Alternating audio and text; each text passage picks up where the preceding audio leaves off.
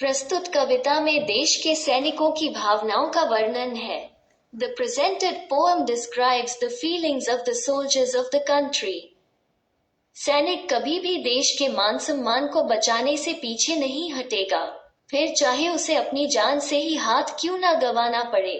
The soldier will never back down from saving the honor of the country, even if he had to lose his life. Bharat चीन युद्ध के दौरान सैनिकों को गोलियां लगने के कारण उनकी सांसें रुकने वाली थी। ठंड के कारण उनकी नाड़ियों में खून जम रहा था। During the Indo-China War, the soldiers were having difficulty breathing due to bullet wounds. Blood was freezing in their veins due to the cold. परंतु उन्होंने किसी चीज की परवाह न करते हुए दुश्मनों का बहादुरी से मुकाबला किया और दुश्मनों को आगे नहीं बढ़ने दिया। Without caring about anything, they fought the enemies bravely and did not allow the enemies to advance.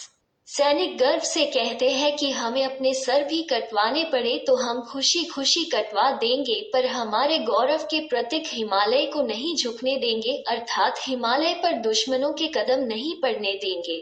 Soldiers proudly say that if we have to cut off our heads too, we will happily get them chopped off. But the symbol of our pride, which is the Himalayas, will not bow down. That is, we will not allow enemy feet on the Himalayas. लेकिन देश के लिए प्राण न्यौछावर करने की खुशी कभी कभी किसी किसी को ही मिल पाती है, अर्थात सैनिक देश पर मर मिटने का एक भी मौका नहीं खोना चाहते। But sometimes only a few people get the pleasure of sacrificing their life for the country. That is, soldiers don't want to any chance to die for the country. जिस तरह से दुल्हन को लाल जोड़े में सजाया जाता है, उसी तरह सैनिकों ने भी अपने प्राणों का बलिदान देकर धरती को खून से लाल कर दिया है। The way the bride is decorated in red, in the same way soldiers have also made the earth red with blood by sacrificing their lives. सैनिक कहते हैं कि हम तो देश के लिए बलिदान दे रहे हैं, परंतु हमारे बाद भी ये सिलसिला चलते रहना चाहिए।